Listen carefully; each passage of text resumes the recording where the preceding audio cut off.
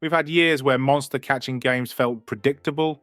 2026 is not one of those years. This is the year Pokemon hits 30 and either launches the next mainline era or sets the stage for something bigger. But it's not just Pokemon. Digimon is building momentum, the indie scene is swinging for the fences, and games like Palworld and Monster Hunter Stories aren't trying to copy anyone, they're trying to win. So if you've ever wanted a year where the monster genre actually evolves, this is it. Let's break down every major monster catching release and update targeting worldwide in 2026 and what each one means for you. Alright, mainline Pokemon first, because that's what everyone's thinking. Is 2026 the year we get the next mainline generation? Here's the honest answer. As of right now, there is no officially locked. Name mainline Pokemon RPG, confirmed for a 2026 worldwide release, and that matters because the internet will absolutely try to sell you certainty where there isn't any. But context matters. 2026 is Pokemon's 30th anniversary. That's a once-in-a-franchise moment. Historically, Pokemon uses anniversary years to drop something big, whether it's a new generation, a major remake, or an event-style release on. So what should you watch for? Pokemon Day, February 27th, is the stage where big reveals usually land. If a mainline announcement is coming, this is the most likely moment. If the next big RPG is built to fully lean into newer hardware, that could explain the quiet, now bigger ambition, longer dev cycle.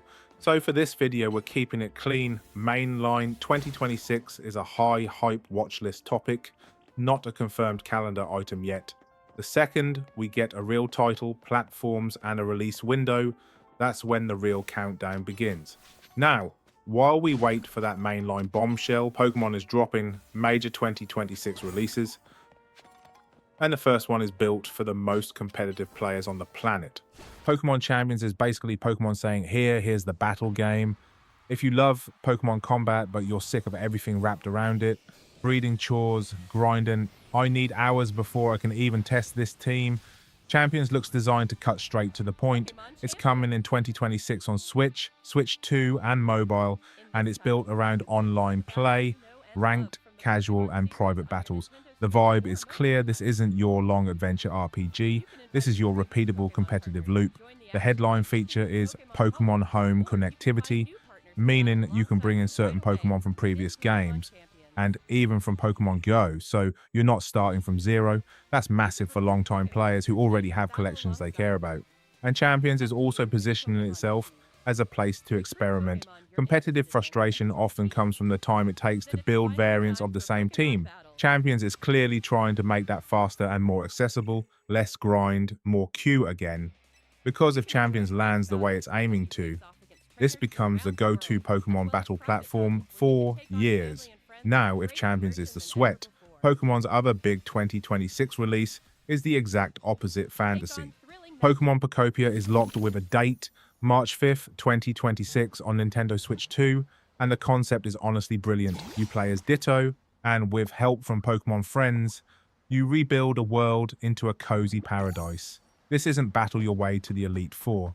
This is craft, decorate, and build your dream Pokemon space. The gameplay loop is pure comfort. Gather materials, craft items, build furniture, grow things, shape your town, and invite Pokemon and your friends to visit. Is Pokemon going full life sim?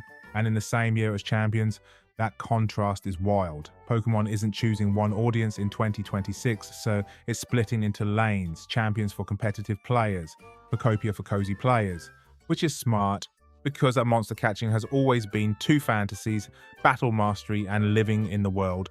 Pokopia is the second fantasy made real. Alright, Pokemon's cooking, but Digimon fans, 2026 is still a great year to be plugged in. For Digimon, 2026 is about momentum. First, Digimon Story Time Stranger continues with major post-launch content. The Season Pass lineup includes a story DLC pack scheduled for January 2026, bringing new Digimon and a new episode, meaning if you love the base game, you're not done yet. Second, Digimon Alysion, the Digimon Card Game experience going digital on mobile. This one matters because it's not just cards on a screen. It's being presented as a full package, card battles, a story mode, and even virtual pet style elements. So your Digimon segment should feel like two energies, JRPG story, and party building content for Time Stranger, competitive card battle visuals for Alysion, And now zoom out, because the monster catching genre in 2026 isn't just Pokemon and Digimon anymore. 1. Palworld going 1.0 in 2026 is a big deal. Full release usually means bigger content drops, a real endgame, and the Polish pass that turns an early access phenomenon into a long-term mainstay. 2. Monster Hunter stories. 3. Twisted Reflection, March 13th, 2026. If you want turn-based monster battling with Capcom level presentation, this is one of the cleanest monster RPG locks on the calendar. Big creatures, big drama, big adventure energy, and it's not trying to be Pokemon, it's proudly its own thing. 3. Aniimo is pushing creature catching into open world action RPG territory. If you want real-time combat, movement tech, exploration, and that, I found something rare over this hill, feeling this is one of the 2026 titles to watch closely. 4. LumenTale Memories of Trey, Spring 2026. LumenTale is for the classic monster RPG crowd, story, party synergy, and a creature roster built for collecting. It's the kind of indie that can surprise everyone if the combat, feel, and pacing land. And here's the real point.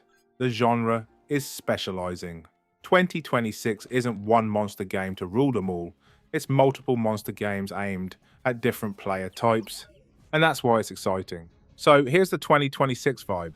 Mainline Pokemon is the giant question mark you watch like a hawk. Pokemon Champions is the competitive grind. Pokemon Pokopia is the cozy dream. Digimon is expanding with story DLC and a digital card platform. And the rest of the monster catching scene is coming for the crown. Now tell me, are you here for the sweat, ranked battles in Champions, or are you building the chillest Ditto paradise in Piccopia? And if you're a Digimon fan, are you jumping back in for Time Stranger's January DLC? Or waiting for Alysion to drop? Thanks for watching. Hit that like and subscribe button and all that. And I'll catch you on the next video. Peace.